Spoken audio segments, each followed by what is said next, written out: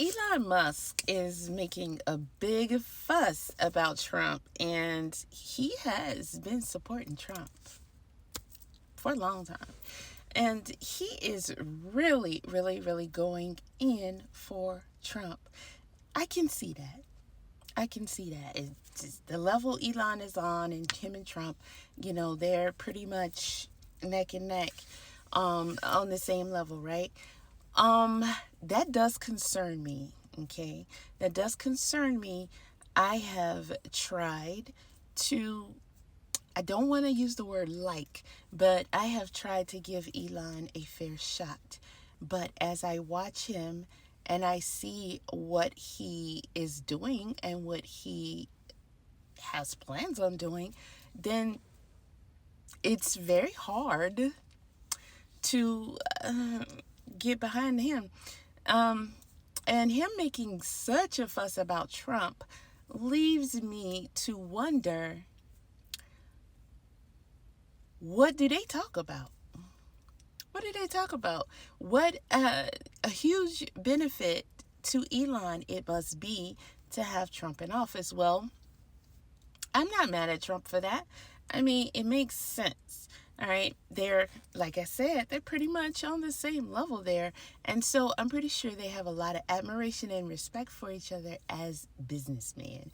And I'm pretty sure that Elon, being a huge supporter of Trump, because, if you go on Facebook or whatever, you'll see, and I get in my emails because, I'm a supporter of Trump. And so I get the emails where it'd be like, yeah, endorse Trump. And if you click the link, it's going to want some money. Then you'll see the little infomercials or commercials or whatever you want to call them, ad campaigns that he's like, hey, donate money. That keeps the commercials going and blah, blah, blah. Bro, you rich. But I understand. He's not supposed to use his own money, and everybody does it, right? Okay, cool. But at the same time, this guy is a businessman. And so,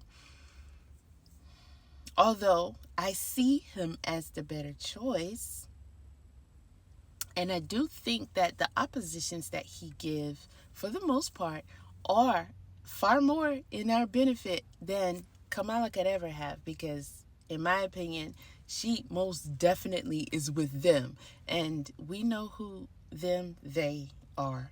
So, Trump's little powwow with Elon, I'm pretty sure Elon's donating a lot of money to his campaign, but why is he so happy? What will Elon benefit from Trump being in office? Very scary to me. Very scary to me. But when people say stuff like, because Kamala has her commercials and everything out, where they be like, Trump is going to cut taxes for businessmen. Trump is going to do this for the rich people. Trump is going to... Well, of course he is. That's his circle. You gonna get mad at him for that? Okay, so don't you do a doggone thing and then look out for your own people. No, you look out for other people, not your own people. Come on, guys. I mean, I get that you want some support, but I'm going to be honest. I put myself in other people's shoes, and it is very hard. Wait a minute. It's pretty much impossible for any of them to respect anyone who does not even, first of all, know politics, yet you got so much to say. Only at certain times, though, right? Or know the laws, know the way the system works, and not only just knowing it, but applying it.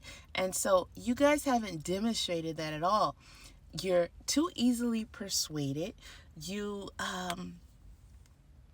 tend to do what Michelle Obama said. Your vote is private. Wait, what? Okay, so yeah, they push this narrative that, you're supposed to keep your vote silent and it's private, it's your own business. Yet, every time I turn around, I keep hearing a commercial on YouTube where they're talking about, hey, hey, if you decide to sit this one out, your friends and family, they're not going to see who you vote for, but they're going to see how often you vote and if you voted. And I'm like, I'm talking junk to the phone. Who are you talking to? What you trying to do? Scare me? Like, I don't care who gets to see, because I'm still minding my business. And here's what.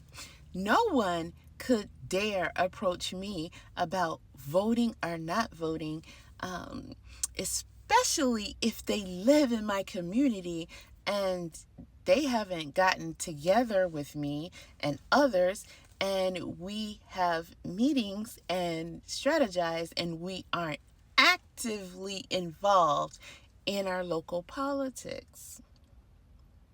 Okay, that count would be zero. Zero, because as hard as I try here in Atlanta, people are not hearing it because you're brainwashed. You tend to think that voting separately and keeping your votes quiet, and what was the other thing she was telling you guys? To separate your household on your votes. And you probably already was doing that, which is unfortunate, because people say whatever religion he or she follows, then that's fine. We're a little looser these days, but doesn't that make a big difference? You being following this, and the person you choose to marry follows something else, and you have different practices and beliefs, and then when you start having children, you're not going to necessarily agree on how that goes. I mean, so many things affect your lives and the decisions you make when it comes to religion. I don't understand how it could be someone practicing something and then you get with someone who is against that, or get as far as it's not for them, or they are practicing something totally different and you have different rules and stuff like that.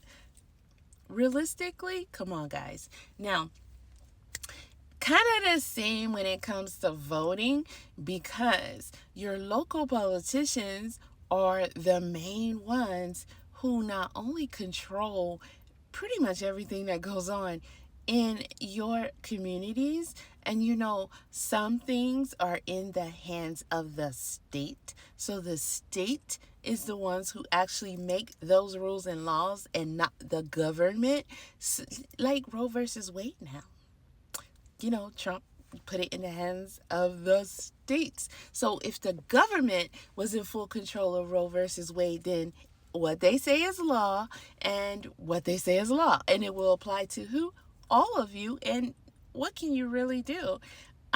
You can try and get your local politicians to, come together and push for that law to be changed. That is such a fight, and they're not bold enough to do it for you. Why would they risk their position? Because they're going to be out of here. So, that's, you have a bigger chance. Actually, if you come together, you have 100% chance of getting the laws that you don't like changed. And you can also get new laws sent all the way up. I'm just a bill.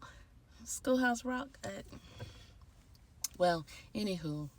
Guys, you are supposed to vote collectively, because if a house is divided, come on, I'm voting over here for whomever, for whatever reason, you're voting over there, and then you just go on about your business, while whoever ends up getting in that position is over there saying, yeah, we're going to put this funding over here, yeah, we're going to cut that off, yeah, we're going to say, no, they can't do that over there.